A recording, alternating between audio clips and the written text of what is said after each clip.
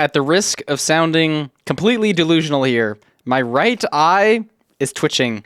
I can't get it to stop. I've had this happen in my life before. Usually not just randomly my right eyebrow or eyelid. I'm not sure which one it is. In between the eyebrow and the eyelid. Some sort of muscle there. It's just twitching. And I can't get it to stop. You know, I did physical therapy, I don't even know, as a 16, 17-year-old when I hurt my knee. They used a little TENS machine where they pulse some electricity through your muscles to make them twitch. That way they're getting some activation, but like in a less intense way. I think that's the general idea. So I've had stuff twitch like that before, but why is my right eye twitching? And I have a theory. I'm no health expert or scientist, but I'm pretty sure maybe I shouldn't even like talk about it. I'm just gonna be spreading misinformation. I feel like I've been eating less salt. I made a concerted effort today to eat less salt because I felt like I ate a lot of salt the past day or two. I had a lot of macadamia nuts that were just covered in salt, and I was like, oh my gosh, that's too much salt. I don't. And so when I ate my macadamia nuts today, I like rubbed off the salt of them. And this sounds, geez Louise, I feel like I'm outing myself here. Is this normal behavior? This is kind of just what I do. I try to be very mindful of my salt intake because I don't know, I'm a health conscious person. Part of the standard American diet is a high salt intake, and that's not great. You're going to throw off your electrolyte balance if you're trying to go for runs. It's generally not healthy. Going to lead to hypertension. And also, just like bloats you up, you know? It's a big part of that. And so for all those reasons, I keep an eye on my salt level. Whenever I buy chips from the store, always look at how much sodium is in there per setting. You'll be hard pressed to find any sort of chip that has 90 milligrams of salt per 28 grams or less. You know, you're always looking at like the 170s, and I'm like, oh my gosh, bro, stop giving me the 170s. Give me a 70 or something. And so this is a real thing, by the way. I look at the salt, the salt nutrition label, or I look at the nutrition label in general when I buy food. You know, if you're looking for bread, the good rule of thumb is always go for the most fiber. A good thing to shoot for is 5 grams of fiber per, or no, sorry, 1 gram of fiber per 5 grams of carbohydrates. Dude, I'm pulling out these facts from my nutrition class ages ago. Oh my gosh. But I think these things are important. So I keep track of how much salt I intake. Maybe I went a little bit overboard today, but I don't even think that should be able to happen. Because if I change my salt intake for one day, my eye just isn't gonna like start twitching because it doesn't have the right electrolyte levels. I don't think that's what should happen, right? Because it's twitching right now in the sense of almost like when you cramp and your muscle involuntarily flexes. That's sort of what it feels like, but my eye is it's been twitching while I'm making this voiceover. It sort of stops and comes in phases. But I don't think that would happen from one day of not eating my normal macadamia nuts with salt. You know what I mean? So I'm really not sure where it is from. Have I even eaten any other salt today? I've had a pretty, I don't know, chill meal. I've eaten less chips. I'm kind of out of chips. Wait, I also stopped eating my really salty chips.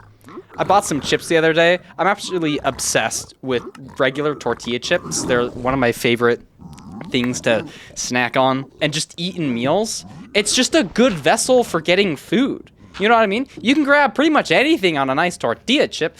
But these chips that I have had have been so salty and so oily that I've been eating them out of desperation because I don't have any other options. Except today, I stopped eating my chips. I stopped eating the macadamia nuts with salt on it. I don't think I've had any salt today. I probably sound like a conspiracy theorist now. Anyways, do we have any other topics to talk about? My eye was twitching. I wanted to make a commentary video because plot twist, I'm actually on a new editing software right now. I know, crazy. You're not going to notice whatsoever. It doesn't matter to you whatsoever, but it's a big deal to me. I've tried switching off of Adobe Premiere 2 times, I think. Both the times were not a super great effort, I'm not going to lie. Maybe this one will stick more. Oh, I kind of already broke my rule, though. When I make changes in life, I don't like to make changes before I've really made a serious effort in the changes. You know, I don't want to say, I've made a switch to DaVinci Resolve, you know, day 1, and then I quit day 3. That's just so lame, you know what I mean? But I've kind of already started talking about it now, so hopefully that'll just keep me more in the loop. Because I really do want to switch off of Adobe Premiere. You guys remember the Naked and Afraid series? I tried to make a compilation video of all of that stuff. You know, not just exporting all the final videos together, but like seamlessly blending them together, maybe adding some commentary here and there. I actually put a lot of work into it. I finished it. The timeline was 3 hours long or something ridiculous. I went to export it, and Adobe said, you have an error. It didn't even tell me I had an error when I clicked export. It told me I had an error after an hour of rendering. So I said, okay, I've had this problem before. Let me change one frame and then re-export it, because it tells you the frame that it stopped encoding at. So I changed that part, clicked export, and then it said I also had a problem. And I don't know what the deal was, because I spent that entire day just trying to export my project, just trying to like use the software that I use as a professional in the field of YouTuber E-ness. Wow, that was pretty bad grammar.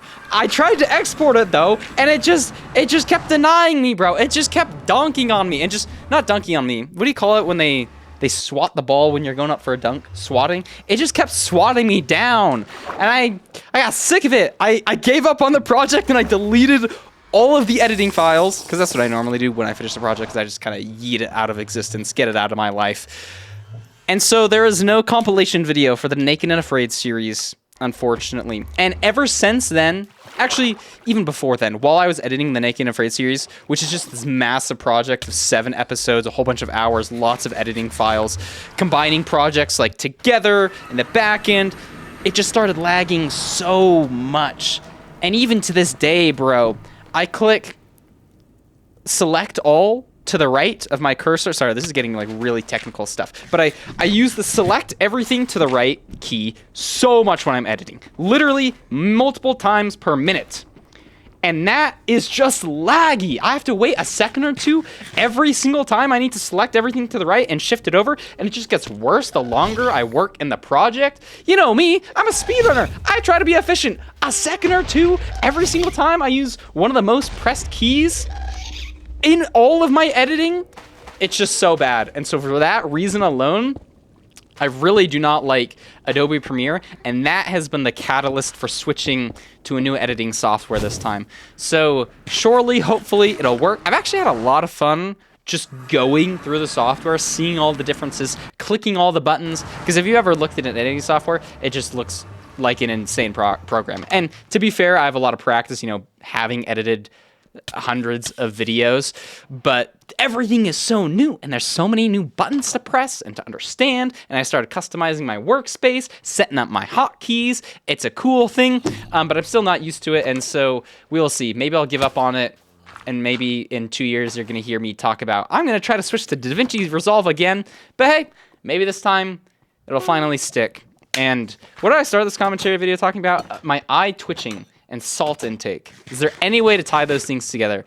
I don't think there is. You know, I mean, my eye twitching kind of interferes with me editing. Nah, it doesn't really interfere with me editing. It's not like my eye's closing. Man, I got nothing else to say. I'm going to TwitchCon in a day or two.